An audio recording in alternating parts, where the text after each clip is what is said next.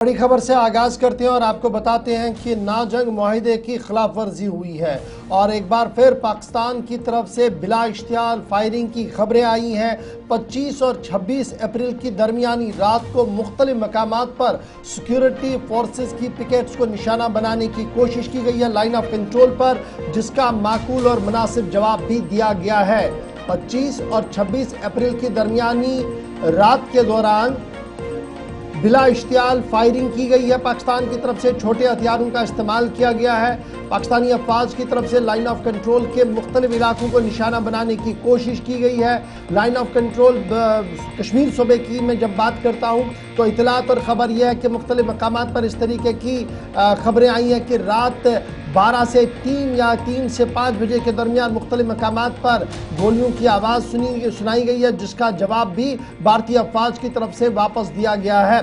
ताहम इब्तिदाई खबरों के मुताबिक किसी तरीके की किसी जानी या माली नुकसान की कोई इतला नहीं है, कोई भी कैजुअल्टी की कोई इतला अभी तक सामने नहीं आई है। ये दूसरा दिन है जब कशीदगी के बीच सरहदों पर हल्के हथियारों का इस्तेमाल होना शुरू हो चुका है। कल भी हमने देखा था कि रात देर गए हल्के हथियारों का इस्तेमाल हुआ, जवाब दिया गया और दिन पीसफुली निकला। आज रात को भी एक बार फिर इसी तरीके की सूरत हाल देखने को मिली है 25 और 26 की दरमियानी रात में कि बिला इश्तियाल फायरिंग पाकिस्तान की तरफ से शुरू की गई है, जिसका जवाब भारतीय अफवाज की तरफ से दिया गया और भारतीय अफवाज की तरफ से यह साफ कर दिया गया कि किसी भी मुहिमजोई या दरअंदाजी को काबिल कबूल नहीं किया जाएगा और उसे मौके पर ही निपटा जाएगा। और यही वजह है कि सिक्योरिटी इस वक्त line of control, international border और सरहद के पास इलाकों के अंदर मजीद सख्त कर दी गई है।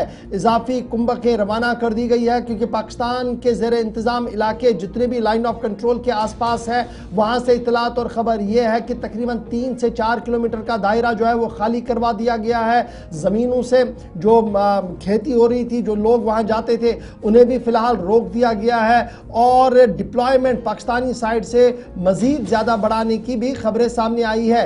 इन खबरों और पेशगी इतलात के बीच भारत सरकार का भी मौक़िफ़ है कि सरहदों पर चौकसी बढ़ा दी गई है, नफरियों को तैनात कर दिया गया है। लाइन ऑफ कंट्रोल यानी LOC से लेकर इंटरनेशनल बॉर्डर पर तमाम तरह के गैजेट्स इस्तेमाल में लाए गए हैं ताकि हर मुकाबले के लिए अफवाज तैयार रहे। और यही बात है कि 25 और 26 की दरमियानी रात को जब पाकिस्तान की तरफ से बिला इश्तियाल फायरिंग की गई तो उसका जवाब भी दिया गया है।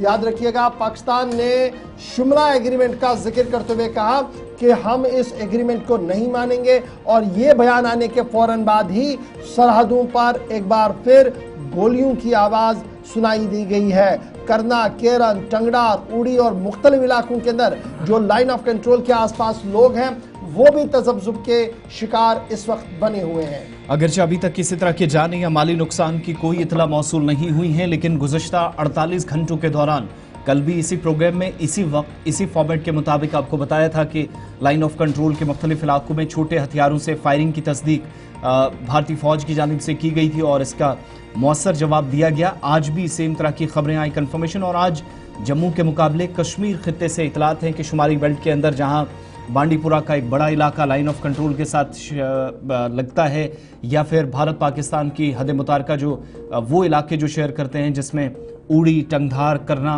कुपवाड़ा और बारामूला के इलाके भी हैं, तो उन एरियाज़ के अंदर पुरतनाव और गैर यकीनी सूरत हाल है। ये तो एक खबर, नुकसान की कोई कंफर्मेशन फ़िलहाल नहीं हुई है।